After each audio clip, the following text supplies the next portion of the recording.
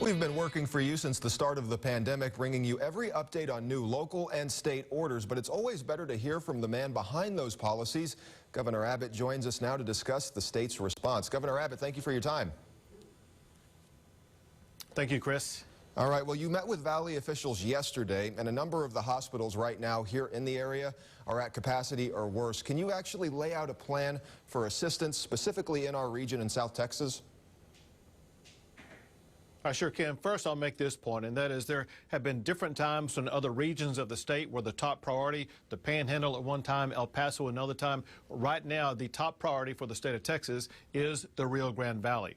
We have already surged more than 1,200 medical personnel into Cameron County and Hidalgo County. We will double that amount over the coming week or 10 days, making sure that everybody who needs access to medical personnel will gain that access. In addition to that, one of the things that we talked about and designed yesterday when we were in the Rio Grande Valley was the way that we will be adding additional bed space in both Cameron and Hidalgo counties to make sure that people who need access to a bed will gain one. And then in addition to that, there are some people who've been in a hospital and they have basically recovered. They're not yet ready to go home. We will be able to provide a space for them there.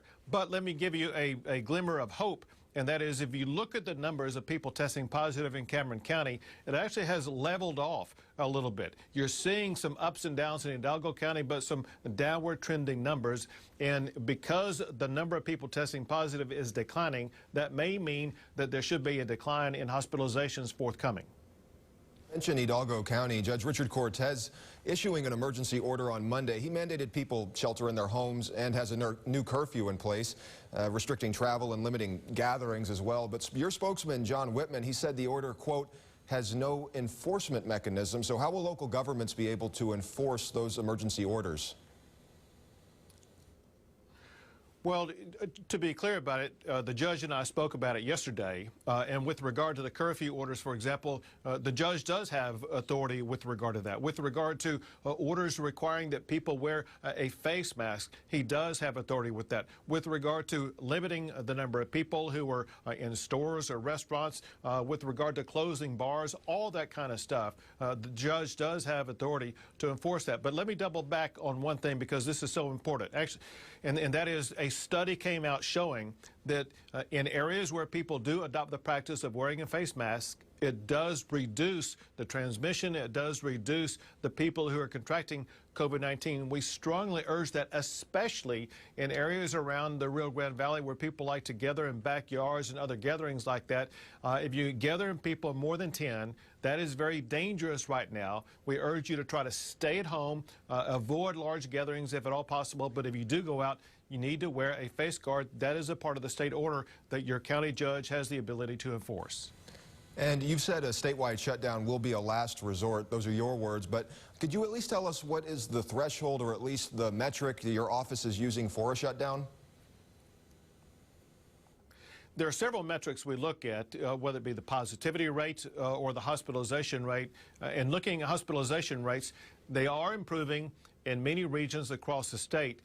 In the Rio Grande Valley, of course, it is more serious than it is in any other region in the state, which is exactly why our key focus right now is surging medical resources into the Rio Grande Valley to make sure that the medical needs of the people in the region are fully addressed.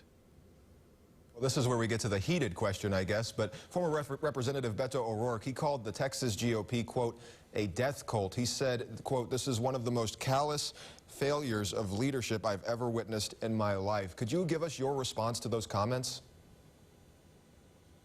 Sure. Those are political remarks by a politician, not someone who is actually in office and doing things. What I am doing right now, as I pointed out, is I am surging medical resources into the Rio Grande Valley in an unprecedented fashion to make sure that the medical needs of the people in the region are addressed. But also, I'm there working with local officials to make sure that not only the needs of the local officials are addressed, but that the response of the community is such that it will lead to a reduction in the spread of COVID-19. All right, well, since we went into the world of politics, I want to take one step back from coronavirus and talk about the November election.